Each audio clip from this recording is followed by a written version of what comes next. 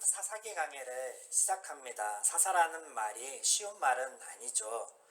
일반적으로 쓰는 단어가 아닙니다. 굳이 풀이하자면 선비사의 스승사로 가르침을 주는 자, 이 정도 해석할 수 있겠는데, 우리말 이 사사로 번역된 단어는 원어로 쇼페팀입니다.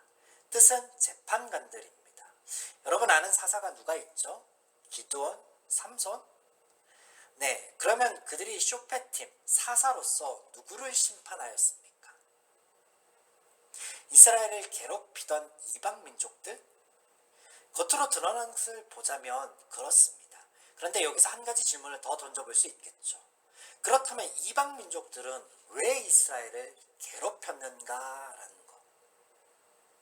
그 답은 이스라엘이 자신들의 아버지이자 창과 방패 대신 하나님을 멀리하였고 버렸기 때문입니다.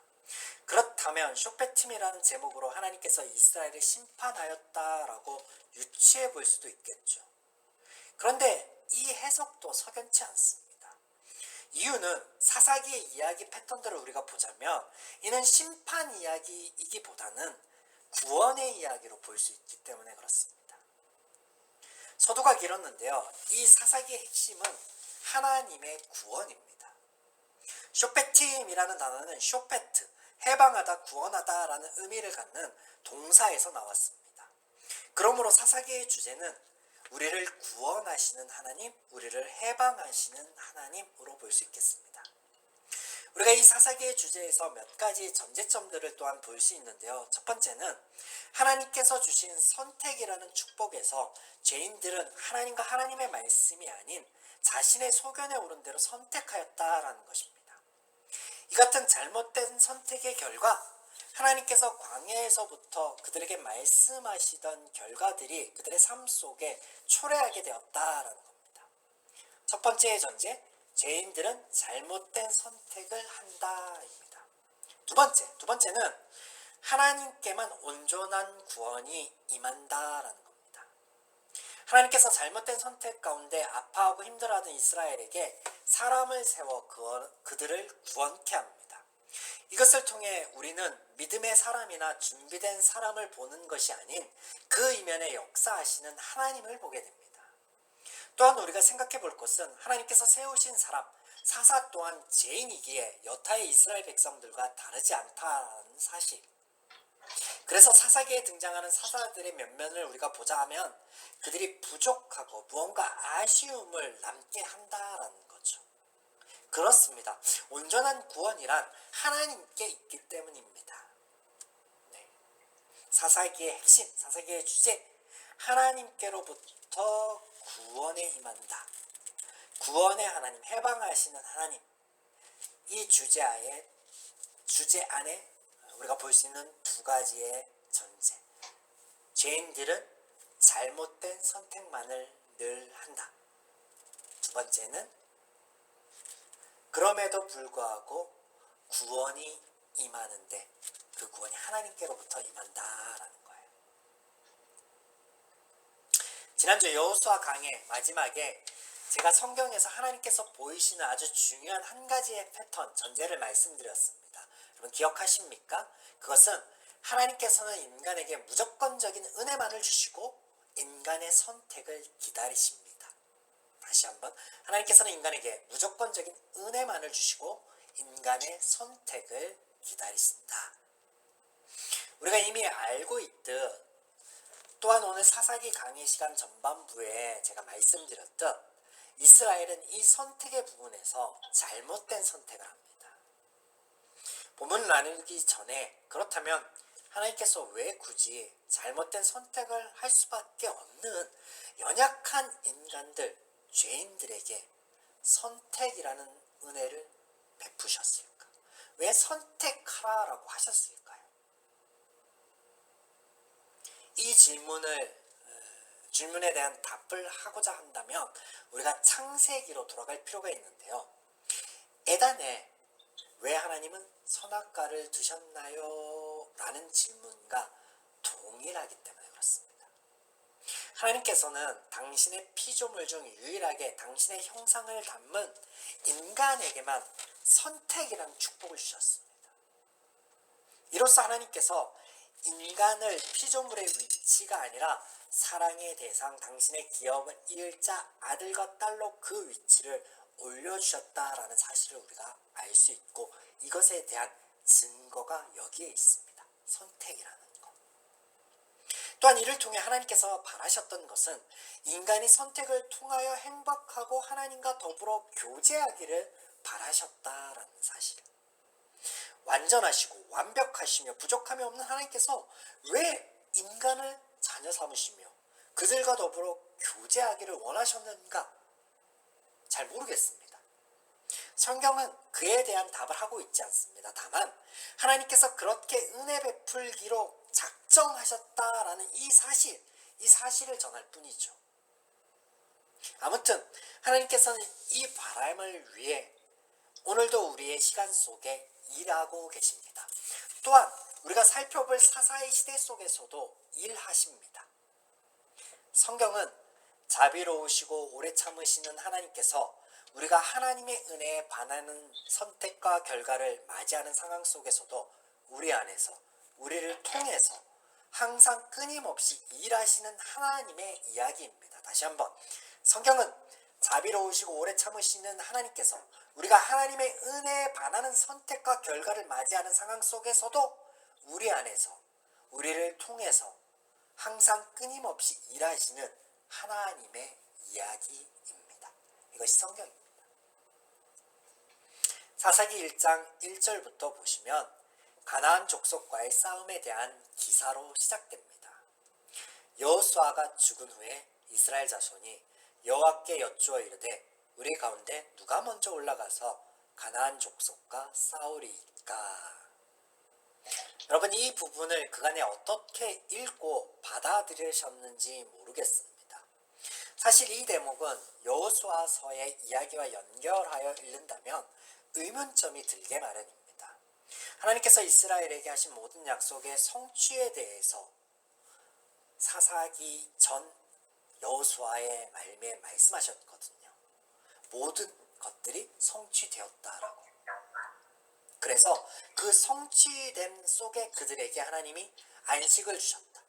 또한 가나안의 전쟁이 그쳤다라고 말씀하셨는데, 이 말씀을 하신 후에 바로 이어지는 이야기가 싸움이에요.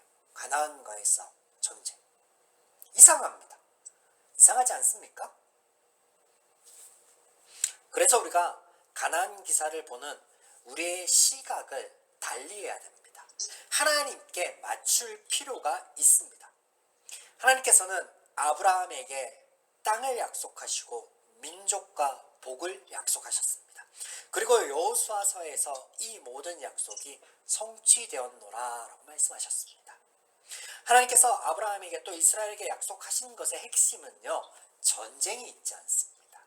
그것은 하나님을 아는 민족, 하나님의 말씀과 원리가 드러나는 장소로서 땅을 이야기하고 있다라는 거죠. 그러므로 이스라엘의 가나안 정착의 역사는 전쟁이나 인종차별, 청소에 있지 않습니다. 하나님을 아는 것, 그렇게 알게 된 하나님께서 우리를 위하여 하신 말씀들 속에서 바른 선택을 하여 은혜 누림에 있다라는 것입니다. 이로써 하나님께서 이스라엘에게 말씀하시고 바라시는 것은 영적 전쟁이라는 거죠. 영적 전쟁. 이 영적 전쟁이라는 부분을 우리가 지난 시간부터 나누었던 전제로 바꾸어 이야기하자면 그것이 선택입니다. 선택. 하나님의 은혜로 주어진 이 선택에서 이스라엘은 잘못된 선택을 합니다. 그렇다면 그들이 잘못된 선택을 하게 된 데에는 어떤 이유가 있을까요? 물론 그들이 죄인이기에 잘못된 선택을 할 수밖에 없습니다. 맞습니다. 그런데 하나님께서는 아주 친절하시게도 그 이유에 대하여 여호수아 끝절부터 본문에 이르기까지 세세히 설명을 하고 계십니다. 보시겠습니다. 여호수아 24장 31절과 사사기 1장 2절에서 3절 말씀입니다.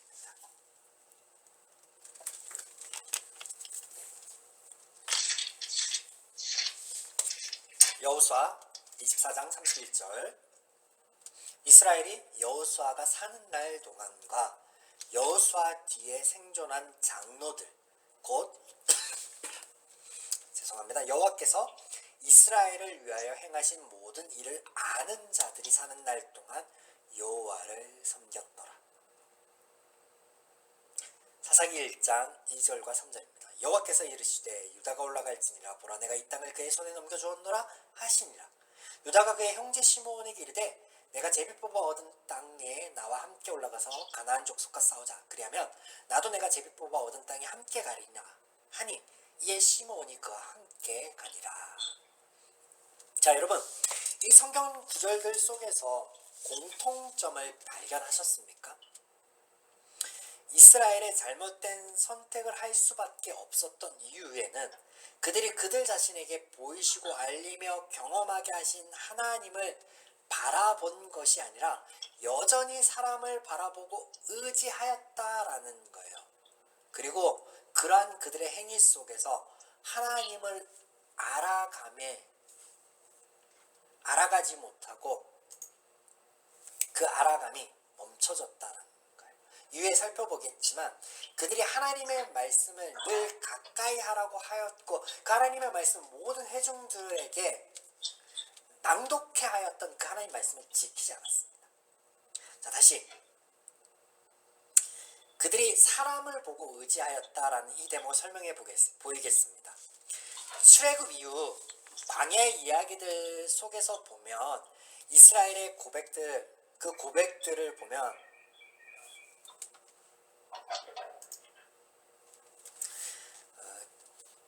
그들이 우리의 하나님, 나의 하나님이 아닌 누구누구의 하나님,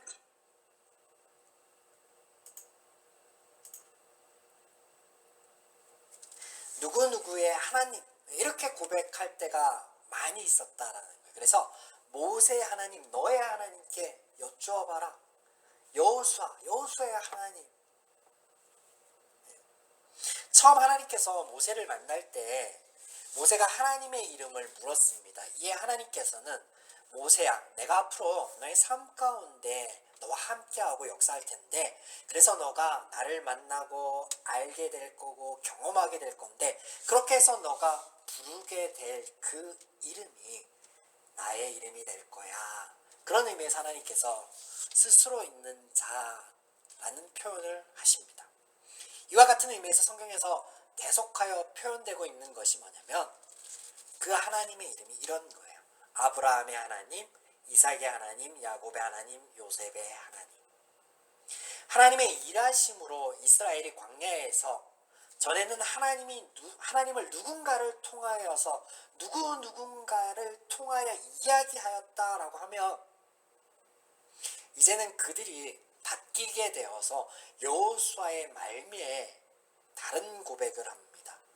우리가 경험을 통하여서 전인격적으로 알게 된, 각 사람이 알게 된 하나님, 그 하나님을 고백하게 되죠. 그래서 더 이상 여호수아의 하나님, 모세의 하나님, 그런 누군가의 하나님을 이야기하지 않습니다. 그때 비로소 하나님이 그렇게 알게 된 각 사람에게 너희는 너희의 행복을 위하여 준 나의 말씀을 지켜라, 선택하라, 행하라, 섬기라 라고 말씀하시는 거예요.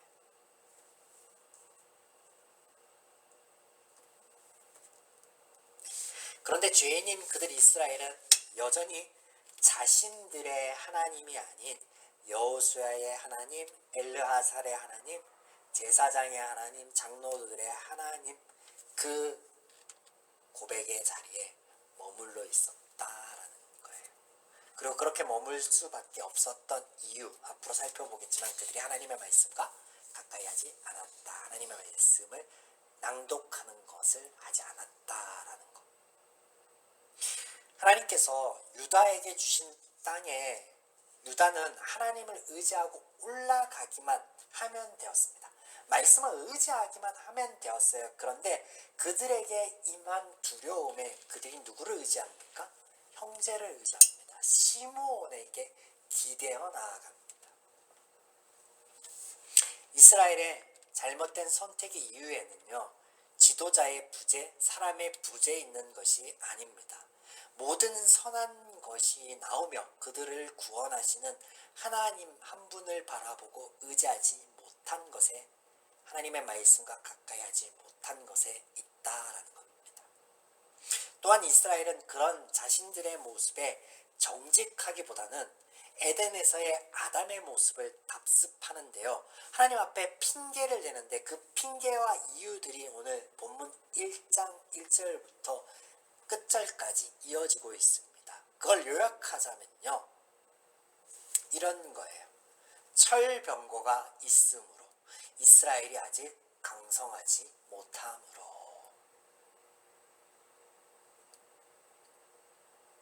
이스라엘은 하나님을 온전히 의지하고 바라보지 않았습니다. 사람을 보았고 사람을 의지하였습니다. 그럼에도 불구하고 그들이 올라감에 그 땅의 주민들을 쫓아내고 땅을 차지하는 역사가 일어납니다. 그 이유가 뭘까요? 그 이유는 그들의 신앙이나 결단에서 나오는 것이 결단코 아니라는 거예요. 하나님의 약속이 있습니다. 너희가 그 땅을 반드시 차지할 것이며 가나안 거민들이 너희의 적수가 되지 못할 것이라고 하신 그 하나님의 말씀에 있다는 거예요. 여러분, 이 부분을 우리가 깊이 생각하고 넘어갈 필요가 있겠습니다. 오늘날 대부분의 신앙인들은요, 자신의 행동의 결단이나 믿음의 고백이 하나님의 복이라는 결과로 이어진다라고 여기는데 그렇지 않다는 거예요. 결단코 그렇지 않습니다. 그러한 신앙이나 이 안에는요, 고백 안에는요, 은혜가 없습니다. 행위의 결과만 있을 뿐이에요. 만약 우리의 삶 가운데 하나님께로부터 오는 어떠한 형태로든지 복이 있다면 그것은 우리의 행위의 결과가 아닌 오직 하나님의 은혜입니다.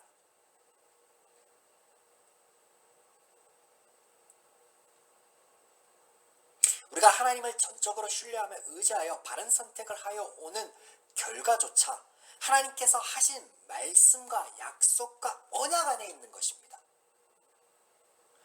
여러분, 선택을 하나님이 주어 주셨어요. 그런데 그 선택의 결과 또한 하나님께서 주어 주셨습니다.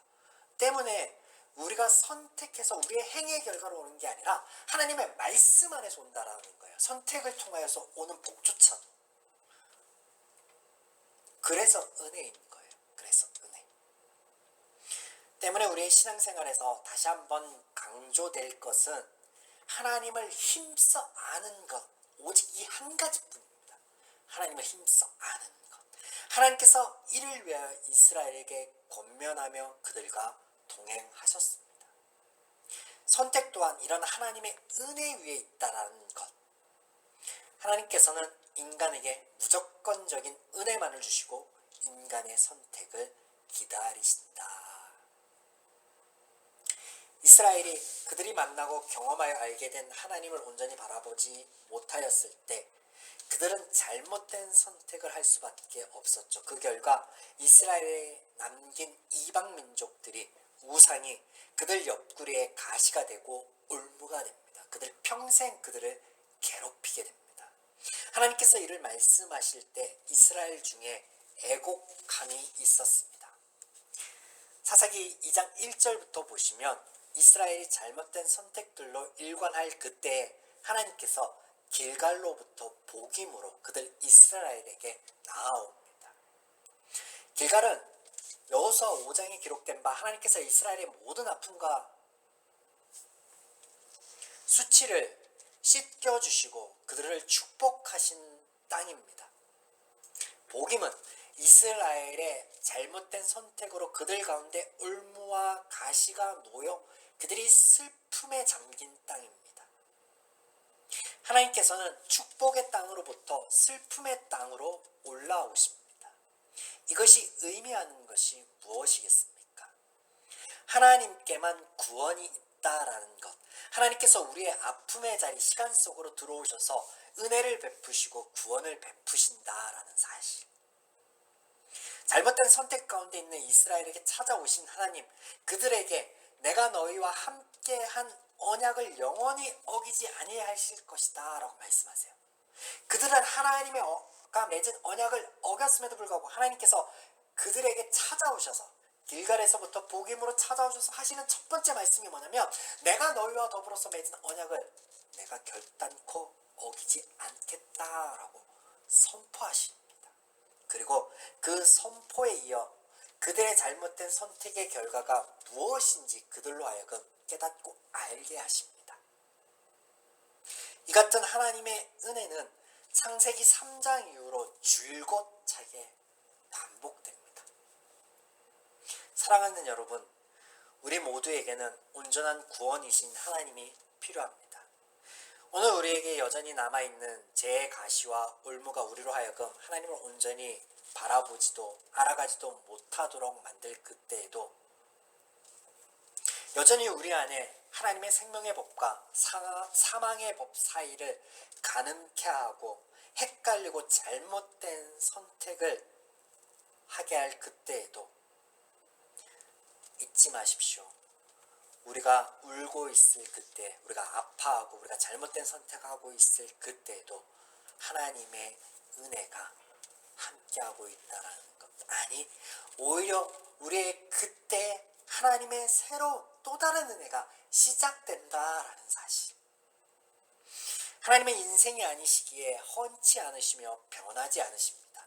길갈에서 복임으로 친히 찾아오신 하나님께서 종국에는 이스라엘을, 우리를, 나를 다시금 은혜와 축복의 자리인 길갈로 인도하실 것이기 때문입니다. 여러분, 그 역사를 믿으시나요?